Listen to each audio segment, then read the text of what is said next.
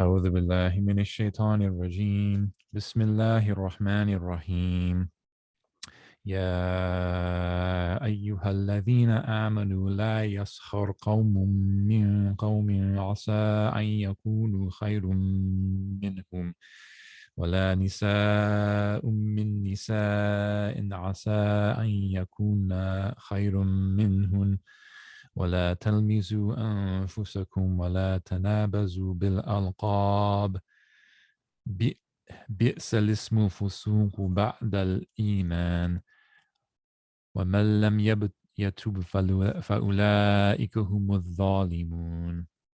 Allah subhanahu wa ta'ala says, O you who believe, let not some men among you laugh at others. It may be that the latter are better than the former. Nor let some women laugh at others. It may be that the latter are better than the former. Nor defame, nor be sarcastic to each other, nor call each other by offensive nicknames. Ill-seeming is a name connoting wickedness, to be used of one after he has believed. And those who do not desist are indeed doing wrong. Assalamu alaikum. Welcome to another edition of Islam for Europeans.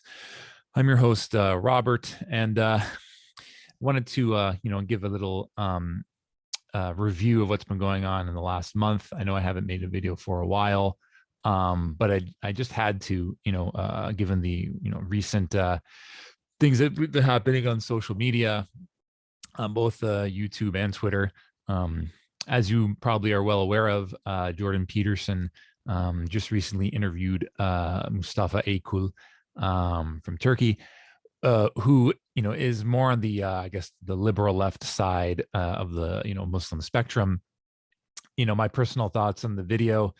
I think if you're thinking of someone to just give information about the basic tenets of Islam, without creating all sorts of things that are categorically false, both either historically or religiously. There were some things that Mustafa said that were at least factual, that provided some good information, about Isa, Jesus, peace be upon him, and his mother Miriam, peace be upon her. That I think at least Dr. Peterson found that interesting, and him being I guess a lay person when it comes to Islam, was at least curious about it, and didn't want to say anything that he didn't know anything about. So it's a good thing that that he was able to reach out, and there were some issues with the fact that Mustafa Akil is more on the liberal left, and his idea of having this sort of reformation within Islam, from like a liberalist, no, not more like liberal, but more of a liberal perspective. My critique of that is this is already occurring within Islam. We all know this. I mean, in the Islamic tradition, there's a long history of basing our rulings and our fatwa on the time and the place and the situation in which you live. And you just can't take one ayah of the Quran or one hadith willy-nilly and say that this applies to all times and all situations. And Yasser Qadi, he pointed this out when he talked to tweeted back and forth with Mustafa, and it's true. I mean, this is already going on. I mean, anyone who studies at Al-Azhar or Medina is going to know that this is the tradition that takes place. You have to analyze, when was this hadith written? Is it weak? Is it authentic? And even if it's authentic, how do we, if it appears that it's something going against Islam, either for all time or in the situation in which we're living, we have to factor that into account, right? So, like just as a simple example, we're not living in Dar al-Kufr and Dar al-Islam anymore. Like those are two terms that the ulama back in the day used to define the areas in which Muslims lived, right? You don't find those terms in the Quran or the Sunnah, but now really these terms don't apply anymore. So you have to, these scholars had to apply, certain rulings on how we live and everything and how we exist in the greater, Western society. So that's already taking place. I mean, you don't need reformist Islam to account for that. I think, they're trying, I guess the Muslims more on the liberal left, they're trying to, kind of, propose this idea that, we should, look at Islam and interpret it in a way in a more liberal tradition. It's just to make it so the things that are controversial in Islam, like that they find controversial, could just be, pigeonholed or put away into a closet, when really, I mean, we're living in a non-Muslim, society. We have to abide by the laws of the land. Even if there are things in our religion that are illiberal, we still have to follow all the laws. We can't take the law into our own hands. We can't abuse people. And we pray for, the guidance of everybody. And, hopefully, the interview that Mohammed Hijab had with Jordan Peterson, which has already been recorded, and is expected for December, will be released. But that kind of brings me to my next point. And that is that you're seeing the Muslim spokespeople, especially in the UK, really using inflammatory language and just blanket statements against white converts.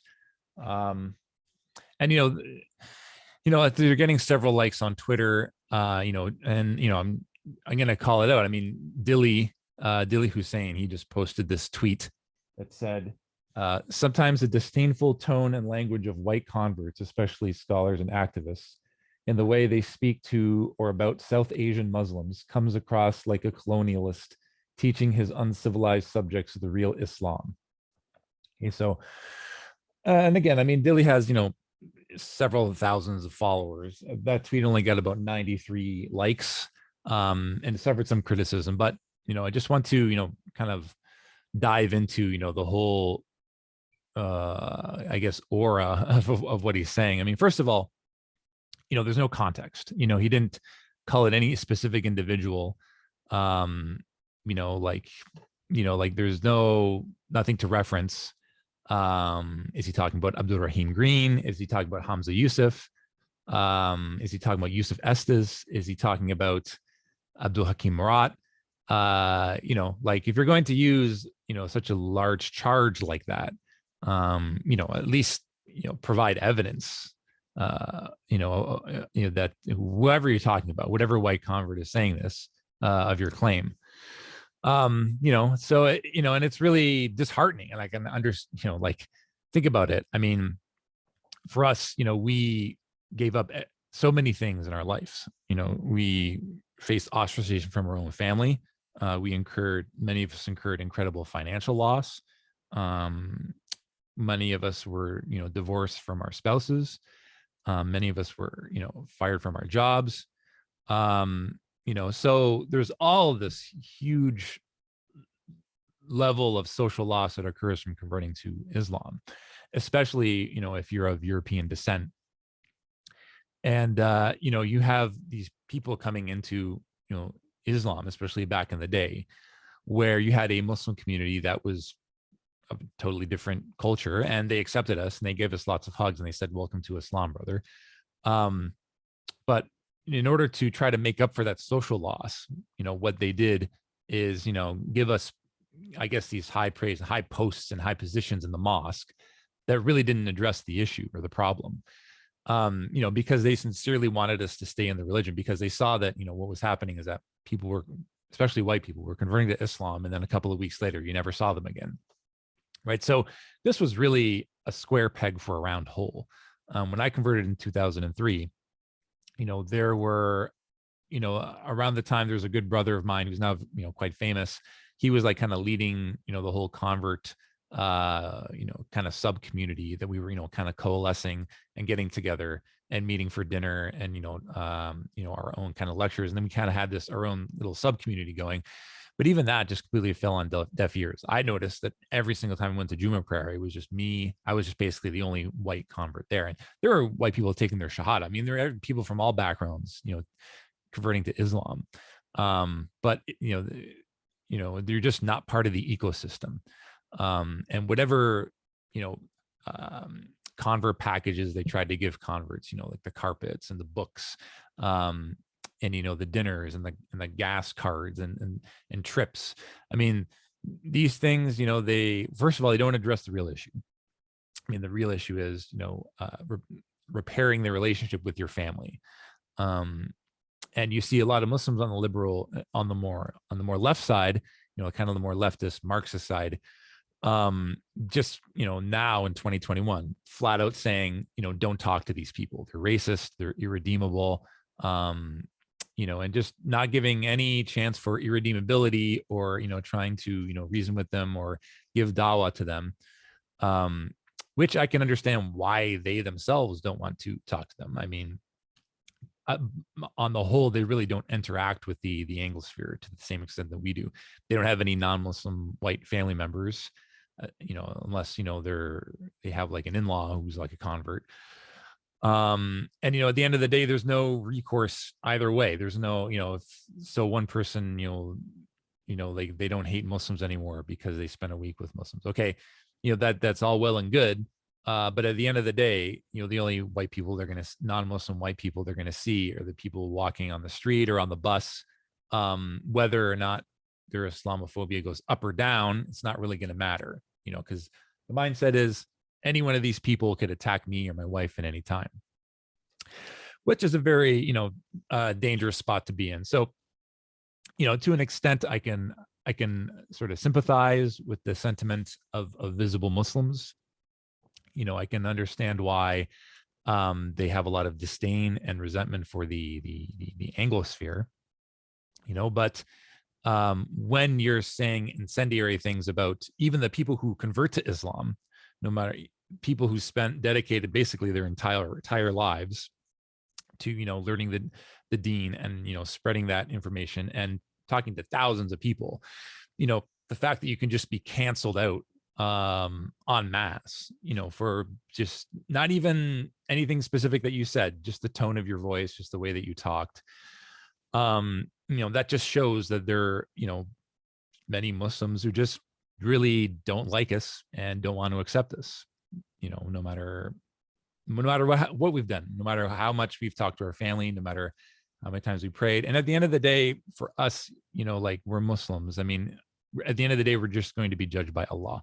You can't, base your Islam, or, your level of faith or your connection with your creator, on the opinions of others, even if it's from other Muslims, right? So in the one sense, you can't really, get bogged down, with incendiary tweets like these, but at the same time, it's incredibly disheartening. I mean, we gave up so much to convert to Islam. We faced so much from converting to Islam, and really to hear, tweets like this, that get dozens of likes, it just shows that there are just some people out there in the Muslim community that will not accept this, and just have a lot of anger towards us. I mean, yes, they'll accept the fact that we're Muslim. I'm sure that they want us to enter paradise. I'm sure that they want us to, not enter the hellfire. I guess, but beyond that, they don't want to accept us as, a member of their ethnic community. And that's really, the angle that I wanted to take this. I didn't want to make this video a reactionary video and, about quote unquote reverse racism, and just blast, Dilly, as some other Muslims have done. But it just shows that this whole monocultural approach of, taking in converts and pretending that we are, living in 7th century Medina and that we're all united as one ummah, and that, race or culture or ethnicity doesn't matter at all. It's just a fallacy. I mean, this is just, we're living in a global world, and that's the approach that the Muslim community took for so many years, right? And when I first converted, the Muslims were, being critical of, Muslim behavior left, right, and center. Bored Muslims would always, even in the khutbah, say that, we're lazy, we're not parking in the right parking spot. We need to do better. We need to reach out to the greater non-Muslim community. Why are we getting involved in drugs and like dating and all of these things? And they're a very self-critical group, and we were the ones, most of us when we converted, trying to talk that down a bit, not to overly criticize the Muslim community.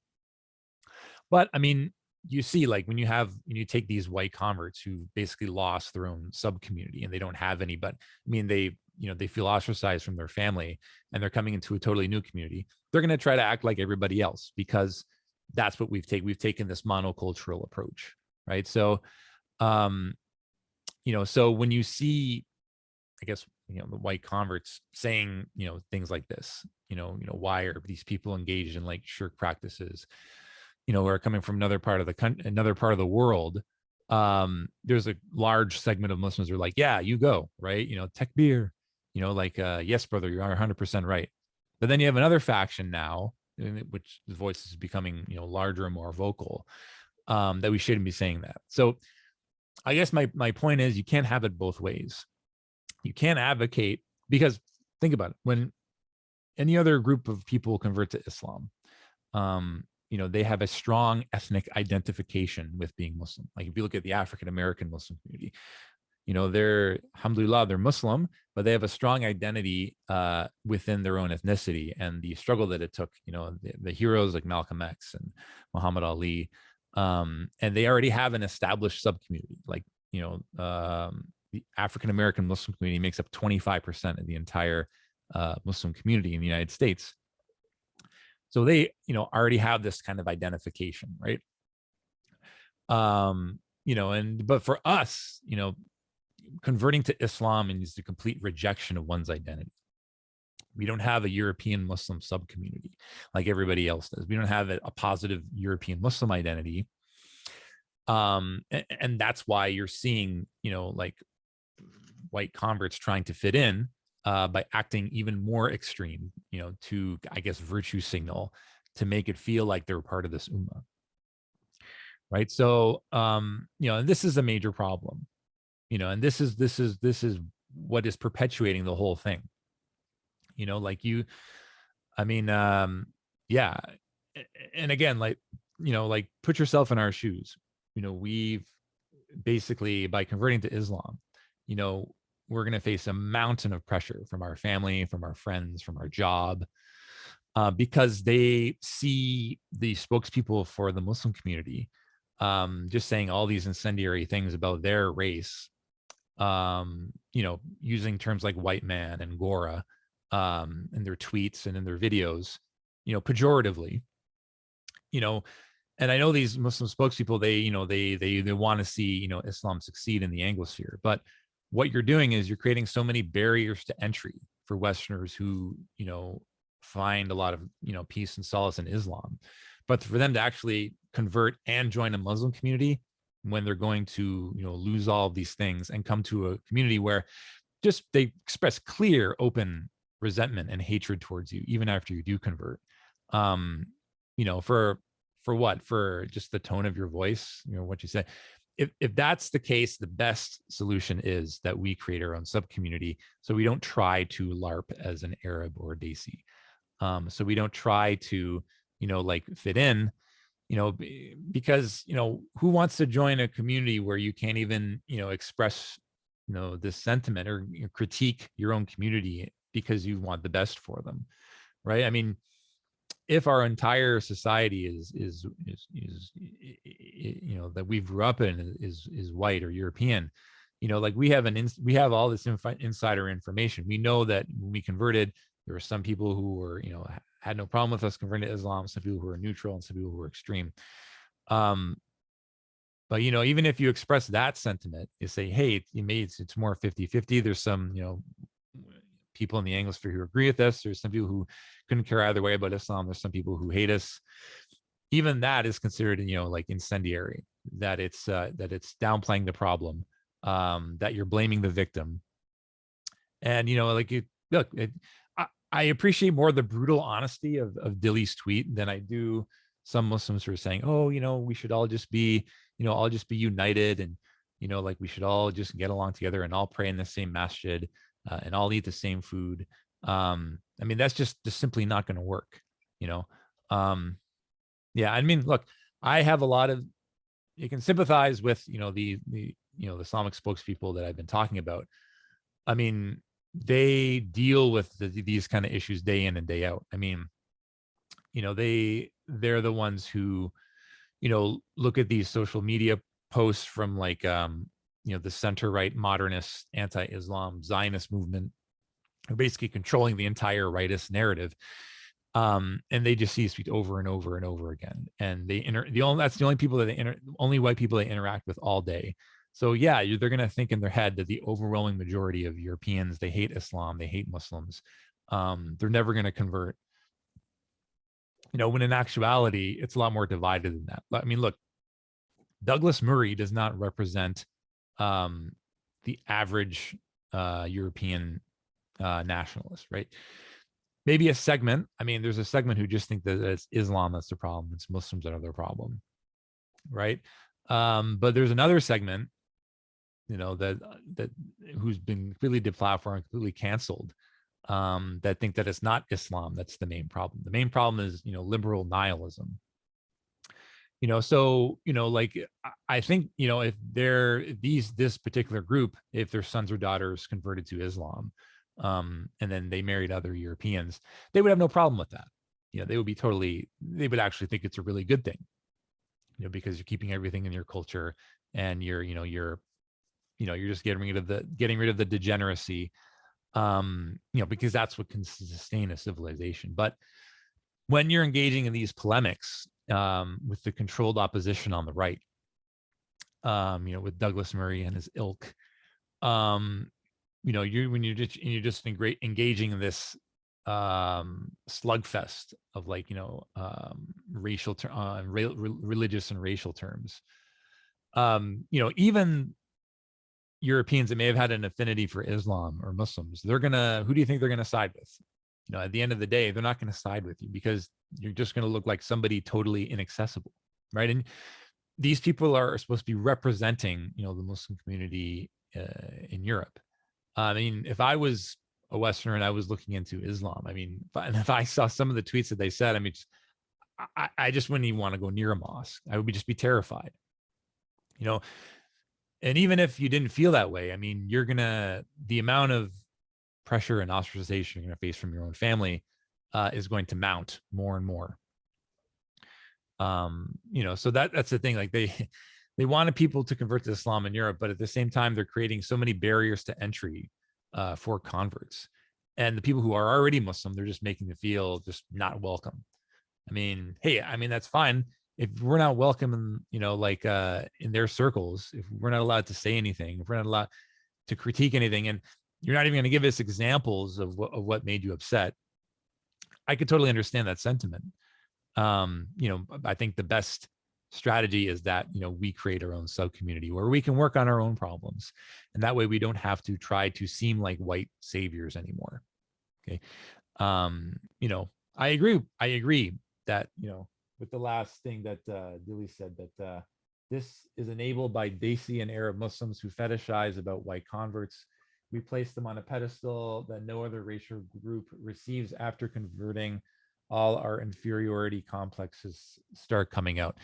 I mean, yeah, I actually agree with that. They're enabling it, and it's just not productive. And I actually appreciate that kind of brutal honesty than the whole kumbaya crowd. So I guess this is just like a signal, if you will, or just something that just screams for European descendant Muslims. We need to stay connected to the greater Muslim community, and that we're giving them all their Islamic rights.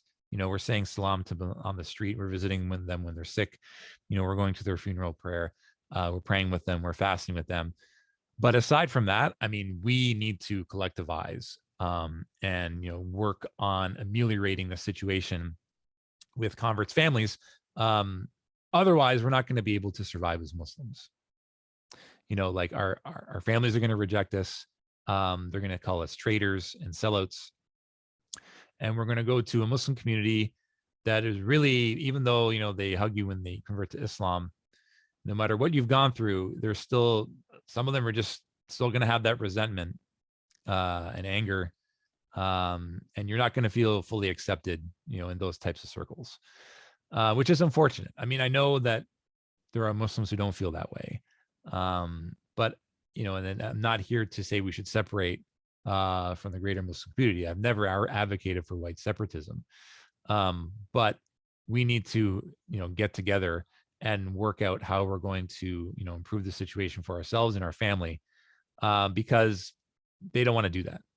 By and large, the Muslim community, they don't want to interact really with the Anglosphere. And even if they do, our family, our community, they don't want to interact with them. And even if you get them into a room together, I mean, yeah, it could be a productive conversation, but the fact of the matter is, like our family members are hearing this negative stuff about Islam from their friends and their family and from the news media 24/7. So unless, the Muslim community is going to spend all day with our families, trying to, convince them that the decision that we've made is actually, a positive step in the right direction. If they're not going to do it, then we have to take it upon ourselves. Okay. So again, I didn't make this video to try to be, to try to punch back or, to scream reverse racism. I mean, racism isn't the main issue. I think, even though, it hurts, it really hurts. It's like a knife in the heart, to see tweets like that, especially since we've sacrificed so much. I mean, these scholars that, that Dilly is talking about, just imagine how many decades that they spent learning the deen, and, how much they've contributed to the greater Muslim community, and all the dawah work that they've done. And it just shows that, like, no matter what you do, you're not going to be accepted. You'll be accepted as a Muslim, but you're not going to be accepted within their specific ethnic community. And that's fine. I mean, that's fine. We didn't live that experience. We weren't, I guess, physically beaten up or verbally abused by, the indigenous European population like they were. So I think it's just better just for us to be brutally honest. I mean, it's better for converts, especially European descendant converts, to create their own organizations, their own restaurants, their own groups, and that way we can work on lowering Islamophobia within our families and communities, which is the best thing that we can do for the Muslim community at large. Okay. And like I said, this is what's every Muslim subculture has done this in the West and is still doing this in the West. I mean, every single metropole in the West, like you take a look at Toronto, they have their own organizations based on ethnicity, nationality, and they're Muslims. And even if it's not, official, like the masjids, it's just implied that, the vast majority of each masjid is comprised of a particular ethnicity. So, and that's fine because they have their own issues. They interact with their own people. And if you're an outsider, even if you're from another, Muslim country coming into a different, ethnic Muslim community, you don't know anybody really. So, I mean, to try to insert yourself and say, you guys need to do this, it's just not compatible. Right. So that's my time for today. Let me know what you think in the comment section. But yeah, I mean, like I said, my message to the Islamic spokespeople in the UK, so like Dilly and Muhammad Hijab and Ali Dawa and Wazam Beg, like this isn't meant to criticize you. This is meant to denigrate you. But, I can understand the resentment. I can understand the animosity toward the Anglosphere. And I can understand why you need to have such a strong, I guess, harsh attitude towards these Islamophobic idiots like Douglas Murray and Tommy Robinson and the like. But that type of dynamic is simply not going to work for the situation of the European convert, right? So instead of, these mosques giving us thousands of dollars and giving us high posts that we didn't deserve nor want, and trying to LARP as, like this white savior for the Muslim community, which I am totally against. It's best for us to get off the pedestal and form our own subgroups. Because, that type of language, it may work for Douglas Murray and Tommy Robinson and the like, But if we said those things to our own family members, in which there's going to be, huge major consequences if they get angry at us, that could get us, what you guys say to Douglas Murray and them, that could get us kicked out of the house. That could get us, it can make us lose our job. It can get us, written out of the will. And, a new approach, needs to happen. Okay. So, let me know what you think in the comment section. This is Rob from Islam for Europeans. Assalamu alaikum wa rahmatullahi wa barakatuh.